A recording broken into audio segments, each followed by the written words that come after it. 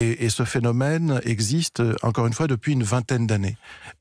Si vous allez voir un jeune, il va vous dire « je suis musulman sunnite ». Il y a 20-25 ans, aucun musulman en France se serait défini comme sunnite.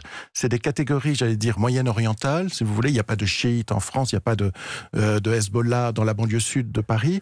Et donc, on est quand même dans des identifications qui fonctionnent dans des cadres idéologiques qui viennent directement du Moyen-Orient et qui se sont enracinés par le discours, par la pratique. Mais qui aujourd'hui s'assume. Oui, dans une révolution salafiste que personne n'a vue, en fait, dont tout le monde voit les effets en termes d'habits, de discours, d'engouement pour l'apprentissage de l'arabe, mais un apprentissage de l'arabe religieux, pas l'arabe langue de civilisation.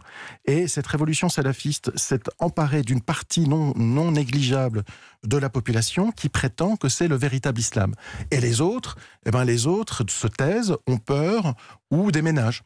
Vous l'avez dit, la prise de conscience d'Édouard Philippe dans une heure, dans moins d'une heure maintenant, 7h40, je recevrai Jean-Pierre Chevènement, ancien ministre de l'Intérieur. Je lui ferai écouter quelques extraits de Manuel Valls, de Gérard Collomb. Alors il y a la prise de conscience d'Édouard Philippe, Michel Rocard en son temps aussi. Est-ce qu'il n'y a pas eu du temps perdu? C'est la question que je lui poserai. Merci beaucoup Bernard Rougier. Je vous en prie. Je conseille à nos auditeurs de se plonger dans le djihad au quotidien ou qu'est-ce que le salafisme en attendant votre prochain ouvrage, janvier 2020, les territoires conquis de l'islamisme. Merci d'être venu nous éclairer ce matin sur Europe 1, Bernard Rougier, en direct. Il est 6h45.